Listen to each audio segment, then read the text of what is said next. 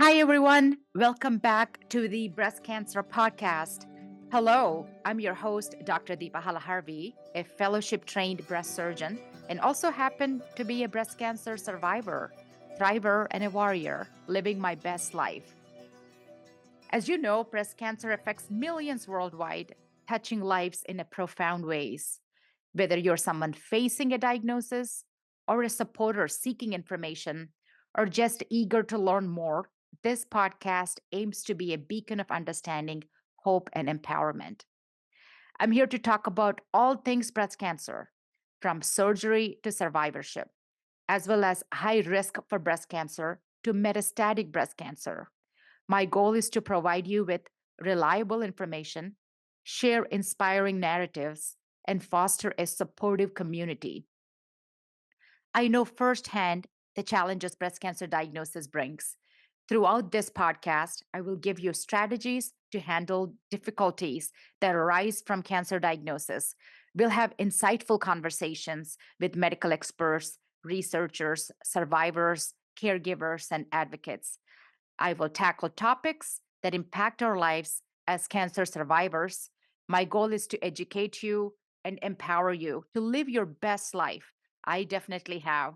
Well, let's get started. Hi, everyone. Welcome back to the Breast Cancer Podcast. I have the amazing Dr. Shabana Dewani back here with me today. And we are right around October here. That is correct. That's Oh exciting. my gosh, I can't believe that. How is this possible? Like 2025 is going by so fast. So, we've decided for October, we want to do a special episode, it being a Breast Cancer Awareness Month. We both have a lot of patients ask us questions in the office, and I imagine our viewers as well. And so, today we're going to tackle myths and facts of breast, whether it's benign breast disease or breast cancer.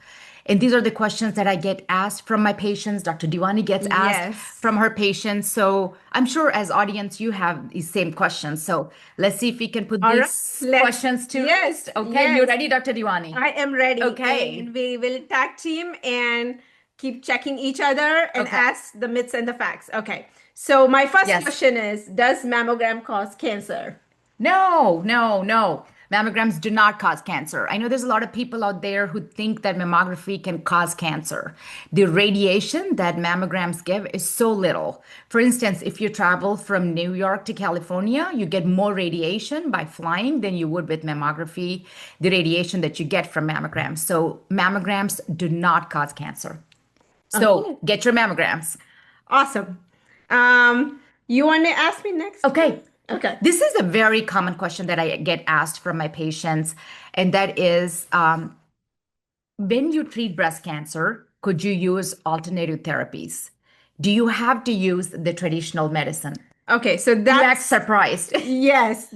I'm very surprised because I get that question every single day. day. Right. So, as far as alternative medicine, I think it's a good adjunct or complementary, like acupuncture, meditation, yoga, those kind of things to help support, but it does not replace your evidence-based medicine or treatment. So, alternative medicine does not cure cancer, but it's a complementary thing to your evidence-based medicine. Okay. And one big thing I wanted to make Yeah. sure antihelminthics like albendazole, ivermectin does not cure cancer. Yeah. I've seen that in practice where women have been taking these medications, and it can actually cause harm because your cancer is growing while you're taking these medications. So you want to be careful. You do want to talk to a doctor who specializes in breast cancer, and we follow the guidelines. These are the national guidelines, and this is the evidence-based medicine. And when you make your decision for treatment of breast cancer, you want to follow the guidelines. You want to go to a doctor who's reputable and who follows evidence-based guidelines. That's all I can say on that. So, Absolutely. yeah. So my next question to you Okay. is, does deodorants and antiperspirants cause breast cancer? Actually, no, they don't. So there is a lot of talk out there where the aluminum in the deodorants can cause breast cancer. And of course, I have a young daughter. We want to, prevent, or we want to decrease the exposure to pesticides and different things, different ingredients that go in these cosmetics and different things like that. So I tell my daughter to keep her makeup to the minimal and not use as much makeup and things like that. But there's no evidence to say that the aluminum in the deodorants can cause breast cancer. So Men and women, please continue wearing your deodorant.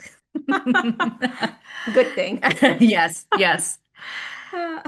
Okay, so I did not have family history of breast cancer, and I thought I never would get breast cancer because I have no family history of breast cancer. And that's not uncommon, that questions that Yes, we get in our clinic. yeah, So it is, and people find this surprising that 85% breast cancers are just by chance. About 10 to 15 are actually truly genetic yeah, related. So yes, family history increases the risk, and there are certain environmental factors, lifestyle factors that actually play a role into increasing the risk for breast cancer. yeah, But only 10 to 15% are yeah. actually something that's passed down in the genes. So if you don't have a family history, doesn't mean that you won't get Yeah, breast cancer. yeah. I fell into that 85% who did not have a family history of breast cancer. But now, unfortunately, my daughter, is going to say that her mom had breast cancer. Her risk is increased even though I do not have a genetic mutation. So, family history does increase your risk of breast cancer. But if you do not have a family history, that does not mean you're not at risk for developing breast cancer. So, Dr. Halaharvi, tell me this. Um, do you have to get old to get all disease? They say, oh, you're too young to Yeah. get breast cancer. Oh my gosh, I was young. Still young. Yes, I like to think I'm still young. On the inside, I'm, only 16, but on the outside, as you can see, I'm getting older. But it's a common myth that when we think typically that women who get breast cancer are older. Most, the common myth out there is all Caucasian women get breast cancer. That's not true. Breast cancer can happen in young women, it can happen in older women, it can happen in African Americans, it can happen in Caucasians. It doesn't matter how old you are, your ethnicity, your race. Breast cancer can happen in men. And so breast cancer unfortunately does not discriminate. So it can happen in anyone. And so always advocate for yourself and see your provider. Absolutely. Okay. All right. So people will tell me, I have family history of breast cancer. I am doomed to get breast cancer. There's nothing I can do to decrease my risk of breast cancer.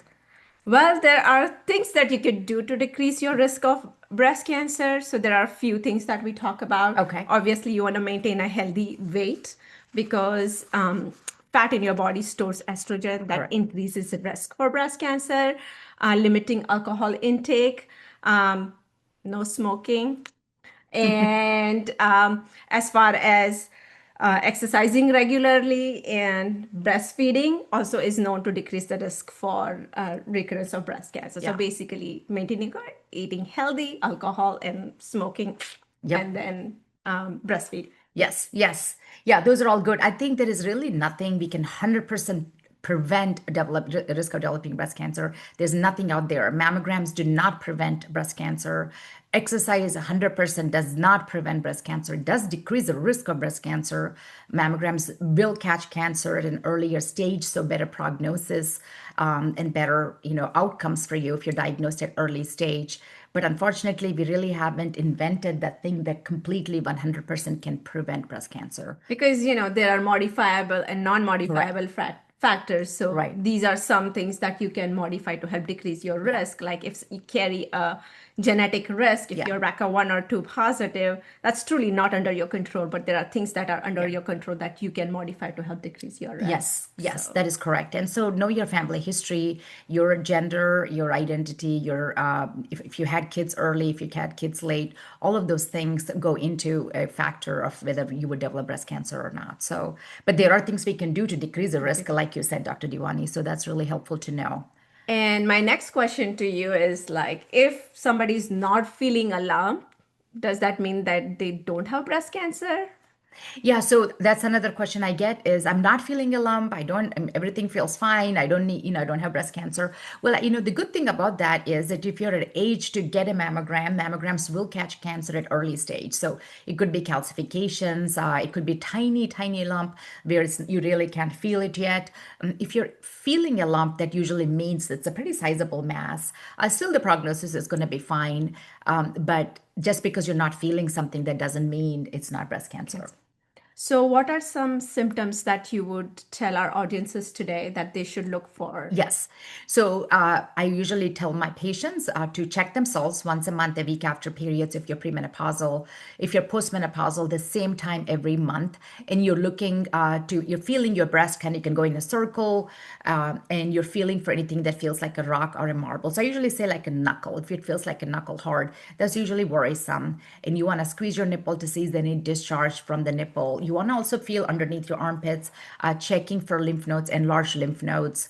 There is a cancer, inflammatory breast cancer. You're not going to feel a lump. You may feel pain and you may feel heaviness. You may feel redness. There's a word called pertorange. You could have like orange peel appearance.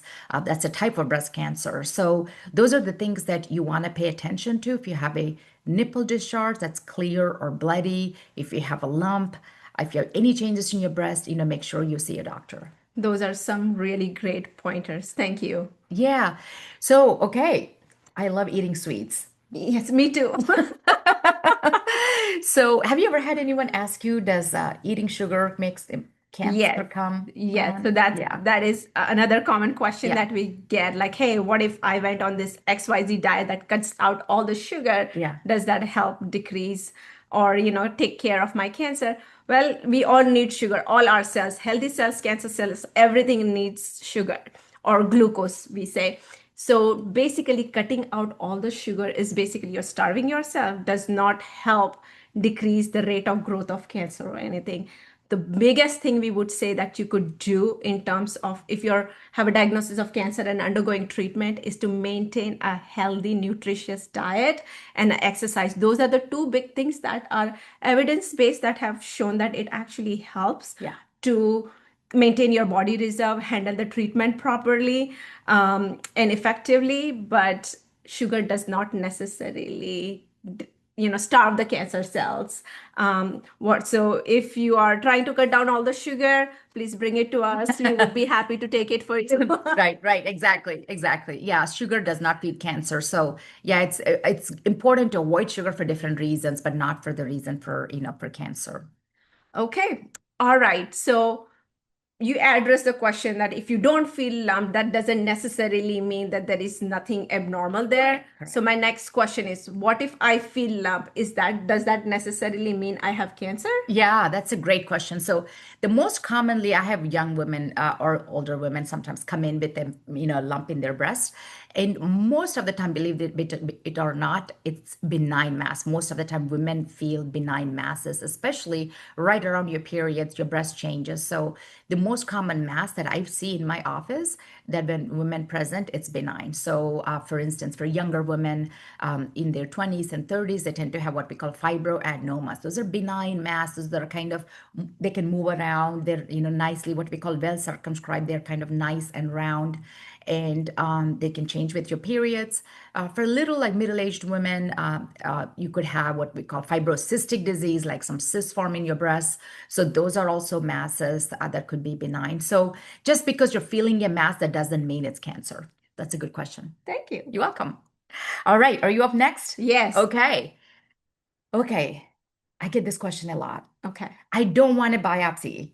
I do not want a biopsy because biopsy can spread cancer. What do you say to that, Dr. Dewani? Ooh, yeah. So biopsy doesn't Yeah. cause spread of cancer. Yeah.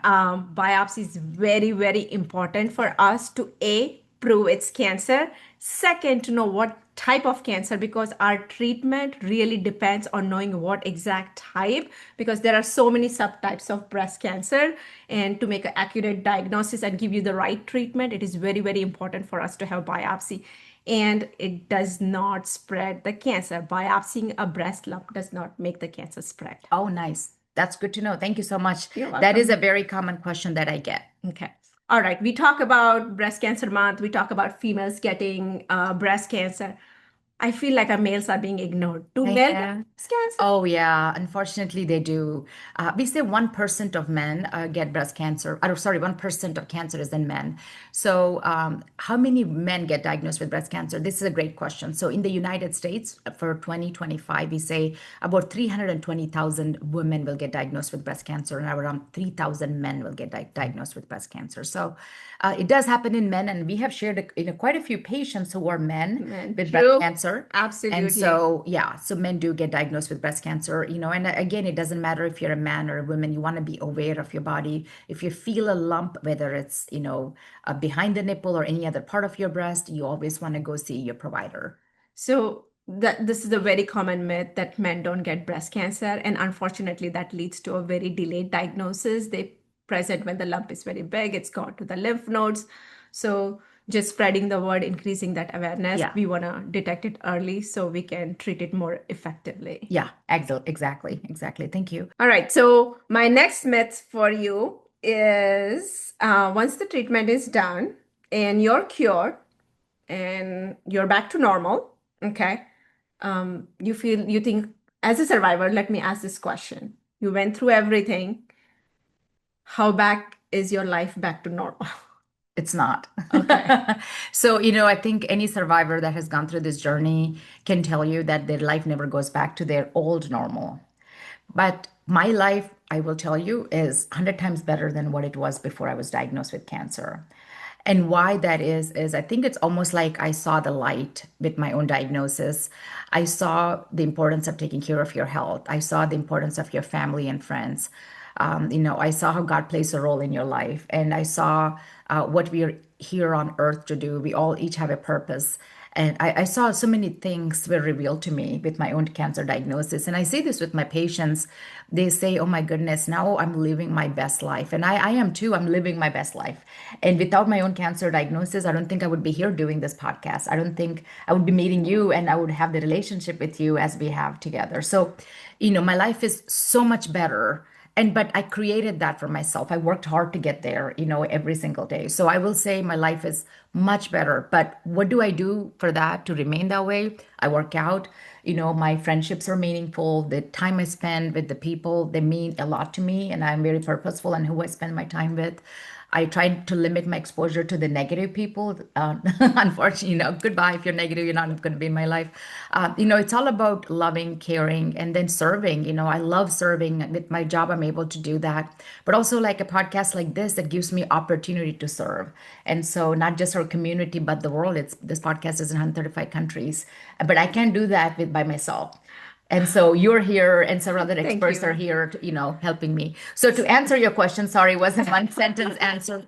My life is much better than it was before, but I really work hard for it. Work every single day to feel that I way. think that is a very unique perspective to look at because, just not like the physical changes, Yeah, but in terms of how you talked about the yeah, emotional changes, yeah, how it changed, how you looked at life, how you yeah, approached life yeah. is very different. So I think it's almost like a new person is Is born born. rebirth. Yeah. It's a rebirth. It's like almost like a new beginning. Yes. So Yes. thank you for sharing that, Yeah. and Thank you I so much I for hope that asking. inspires a lot of survivors there that we all have a purpose and we all find our purpose and Yeah. bring that how we can bring that to help others. Yeah, yeah. Purpose does come out of pain sometimes, and Ye- we have the ability to use it however we want to use it. So, yeah. So thank you.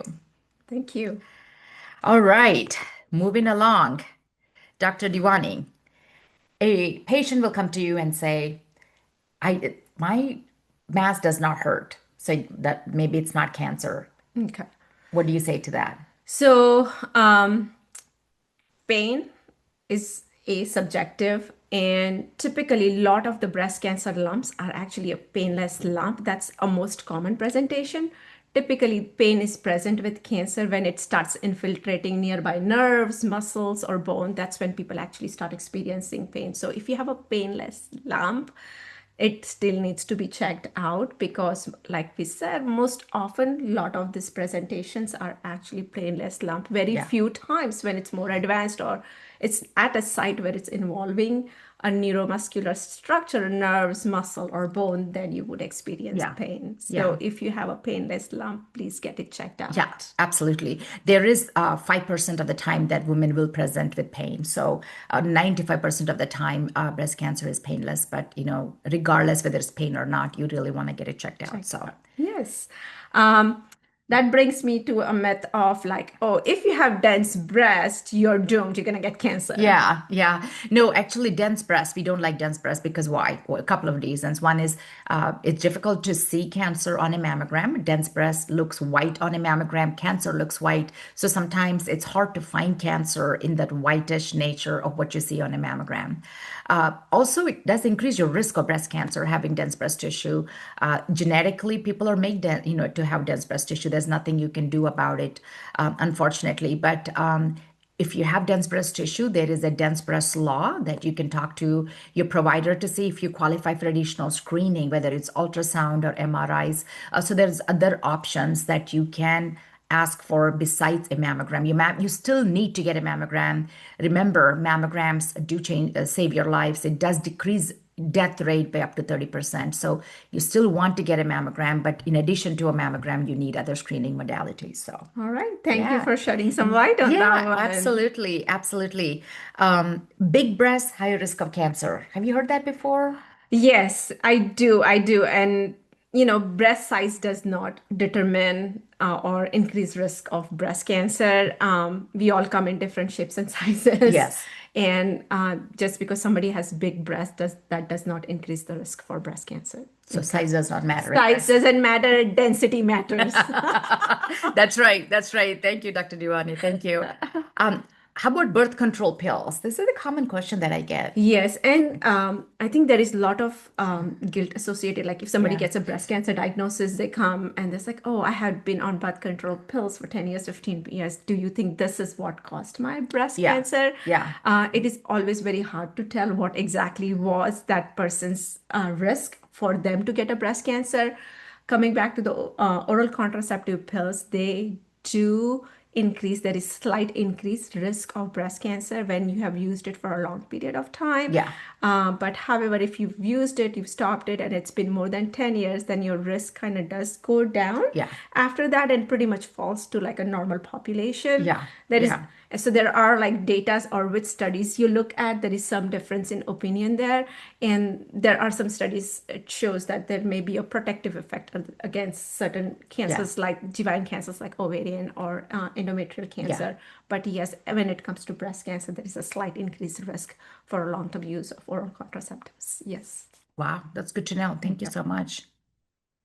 All right. Let me ask you a question about if somebody gets a breast augmentation or gets an implant. Mhm. And I've had patients who got diagnosed after they've had augmentation or implants a few years ago, and there's again a guilt associated with it that me having this implant did it cause my breast cancer. Yeah, yeah. No, so breast implants do not cause breast cancer. There was texture implants that were being used, and that was associated with what we call BIA, breast implant associated illness, or lymphoma, and that was very, very rare thing. And plastic surgeons don't use those type of implants anymore. So breast implants actually do not cause breast cancer. What I will actually say is breast implants sometimes can push the breast tissue up. So it's actually easier to examine the breast when someone has a breast implant, especially a lot of these women who get breast implants are small breasted women. So the breast tissue is kind of pushed up because it's sitting underneath the breast tissue. So sometimes I actually think it's easier to do a breast exam. So if you want to get a breast implant, talk to your plastic surgeon and talk to your providers. You Okay. should be safe from breast cancer risk. All right, Dr. Halaharvi, after you do surgery, they Yeah, come to us, lumpectomy or mastectomy. But yeah. one of the common questions that mastectomy patients ask us that I have had all my breast tissue removed. Um, I guess I don't need to worry about my breast cancer coming back. Yeah. Oh, yeah. Sometimes women, make this sort of emotional decision that I want mastectomy so that the breast cancer does not come back. Well, the thing about it is when we perform a mastectomy, we remove 90 to 95% of the breast tissue. You cannot remove 100% of the breast tissue. It's impossible to do that. You would just necrose the skin if you remove 100% of the breast tissue. Okay. So there's still that small risk of developing breast cancer after a mastectomy does not decrease your risk by 100%. Unfortunately, in this world, nothing is 100%. So if a woman wants to have a lumpectomy with radiation, we say survival is the same with a lumpectomy. with radiation as someone who gets a mastectomy. So don't get a mastectomy thinking that, okay, I'm never, my risk is 100% gone. It's not. It is decreased drastically by 90 to 95%, but it's not 100% gone. So how would you recommend those Yeah. patients to do a surveillance? Because usually if they don't Yeah. have a mastectomy, like no breast tissue, we'd say no MRIs Right. or mammograms. Correct. How would you Correct. recommend? Yeah, so you still want to examine yourself. I myself have had a mastectomy on both sides, and so it's breast exams once a month, just like we would recommend breast exams for anybody else. But if you do feel a mass, you would then get an ultrasound and possible biopsies and things like that. So a breast exam becomes your number one thing to do to, in order to detect a new cancer after a Okay. mastectomy. Good question. Thank you. All right. Have you ever seen women who carry cell phones in their bras? So common question, and a Yeah. lot of this floats on the social media that if you carry your cell phone near Yeah. your breast, it increases, but there is no solid evidence that carrying cell phones in your pocket close to your breast increases risk for breast Yeah. cancer. Um, it helps to keep you busy so you can avoid other stuff, Yeah. but no, it Yeah. doesn't cause breast cancer. Yeah. Yeah. Yeah. Exactly. All right. Any other questions patients have asked you? So one of the common questions that I get is about bras that have underwire. Oh, yeah. That Mm-hmm. wearing underwire bras, Mm-hmm. does that cause breast cancer? Yeah. Well, whatever floats your boat, you can wear that whatever is comfortable. So underwire bra does not cause Yeah. breast cancer. Yeah, exactly right. Underwire bras do not cause breast cancer. However, I will say the women will come into my office complaining of pain in their breasts. And if you have pain, then I will say, maybe don't wear underwire. Maybe wear a supportive bra, a sports bra. And sometimes it's difficult to find those bras for women who have large breasts. So you really have it's a lot of trial and error. But wearing a good supportive bra is the answer for that. So. True, true. Okay. All right. My next question that I get is if you're pregnant or breastfeeding, you can get breast cancer. No, that's not true. Okay. If you're pregnant or breastfeeding, you can get breast cancer. And unfortunately, we've shared a number of patients who were pregnant and were breastfeeding, unfortunately, developed breast cancer. And any new mass that you feel, whether you're pregnant or breastfeeding, you really want to get that checked out. Want at least ask for an ultrasound and sometimes a biopsy, depending on what you're looking at. Absolutely. Yeah, I mean, it is not that common, but it can happen. Yeah. Okay, perfect. Because it's a common thing people say, like, when you're breastfeeding or when you're Yeah. pregnant, your breast anyways feels lumpy. Yeah. So they're Yeah. like, oh, it's a common thing. But if there is something different, that's especially increasing size, it's better to always get Yeah. it checked out. Yeah. Yes. I have a question for you, Dr. Yes. Diwani. I love soy product. I love Okay. edamame. I know where I'm going with this, right? So the question that I get asked, does soy cause cancer? Okay, so always I keep give advice to my patient. Everything in moderation is Right. good. Right. Okay, you cannot have too much of religion or too much of alcohol. Yes. Yes. So everything in moderation is good. To answer your question, no, soy does not cause breast cancer. A lot of our food products, in fact, it contains phytoestrogens. Sometimes these are good for body.